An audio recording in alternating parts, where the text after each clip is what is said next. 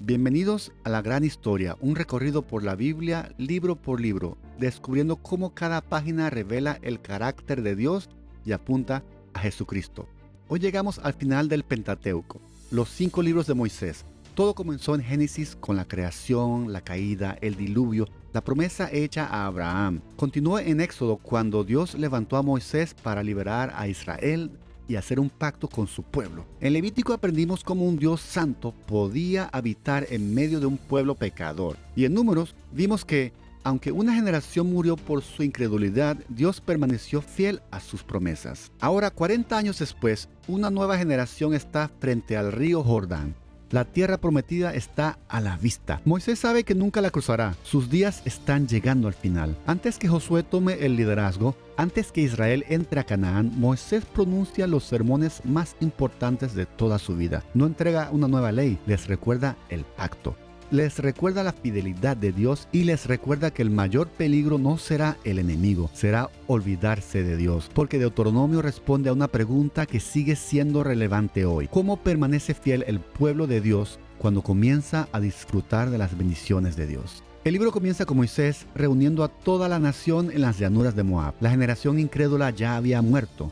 Ahora habla a sus hijos, los que están a punto de recibir la tierra prometida a Abraham, Isaac y Jacob. Moisés comienza recordando el camino recorrido, las victorias, las provisiones y también el fracaso más grande de sus padres. Cuando los espías regresaron de Canaán, el pueblo decidió creer más en los gigantes que en Dios. Aquella decisión costó 40 años en el desierto, pero Dios no rompió su pacto. Una generación cayó, pero su promesa siguió avanzando.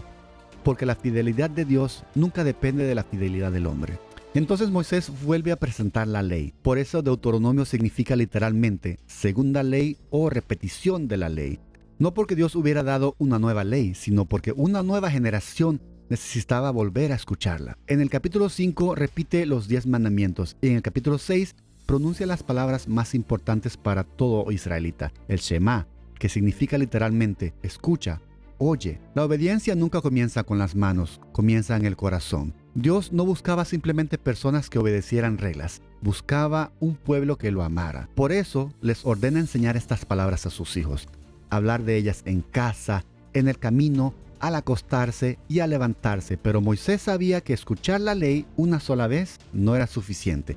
Cada 7 años toda la nación debía reunirse para escuchar nuevamente la ley. La palabra hebrea Shema no significa simplemente oír un sonido. En la cultura hebrea implica 3 ideas inseparables: oír, escuchar atentamente, entender, comprender lo que Dios dice, responder obedeciendo, ponerlo en práctica. Ese orden es la clave de Deuteronomio: oír, aprender y entender. Dios sabía que un pueblo permanece fiel cuando su palabra es escuchada, entendida y puesta en práctica por medio de la obediencia a la misma. Desde pequeños, los niños crecían oyendo y aprendiendo el Torá en sus hogares, y al llegar la adultez, ya la habían escuchado completa varias veces. El temor de Dios no nace del miedo, nace de conocer a Dios por medio de su palabra. Moisés también sabía que el desierto terminará.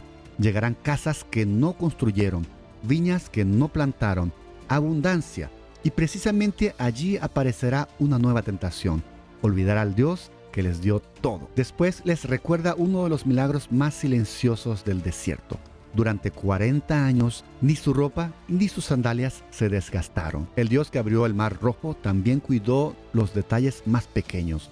Luego Moisés presenta 2 caminos: la vida y la muerte, la bendición o la maldición. Pero también anuncia una esperanza. Un día Dios hará lo que la ley nunca pudo hacer: cambiar el corazón. No solo obediencia externa, una transformación interior, una promesa que apunta al nuevo pacto. Finalmente llega el momento de entregar el liderazgo. Josué es comisionado delante del pueblo. Moisés lo anima con palabras que siguen siendo de esperanza hoy: sean fuertes, el Señor va con ustedes. Después escribe la ley, compone un cántico, bendice a las tribus y sube al monte Nebo. De allí contempla la tierra prometida, la ve, pero no entra. Moisés no entró en Canaán, pero las promesas de Dios sí entraron, porque los siervos de Dios pasan, pero las promesas de Dios permanecen para siempre. Como toda la Biblia, Deuteronomio apunta a Jesucristo. Moisés anunció que Dios levantaría un profeta mayor que él. Ese profeta fue Jesucristo, el Hijo de Dios, el mediador perfecto. Y hay un detalle extraordinario. Cuando Satanás tentó a Jesús en el desierto,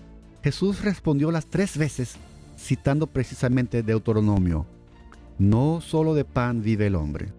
No pongas a prueba al Señor. Adora solo al Señor. Donde Israel olvidó, Jesús recordó. Donde Israel desobedeció, Jesús obedeció perfectamente. Y donde la ley no podía cambiar el corazón, Jesús sí puede. Él cumple la promesa de dar una vida nueva desde adentro. El problema del ser humano nunca ha sido la falta de información. Siempre ha sido la condición del corazón. Por eso nuestra mayor necesidad no es aprender más reglas, es que Dios transforme nuestro corazón. Y ese cambio comienza como Moisés enseñó: oír, aprender y temer. Solo entonces la obediencia nace de un corazón que conoce a Dios. Si recuerdas una sola verdad de Deuteronomio, que sea esta: la obediencia florece cuando recordamos quién es Dios y lo que Él ha hecho por nosotros. Porque el Dios que hizo el pacto es también el Dios que nunca lo olvida. Israel está listo. Moisés ha partido, Josué ha recibido el liderazgo, el Jordán está adelante, la conquista está por comenzar. ¿Cómo entregará Dios la tierra prometida a su pueblo?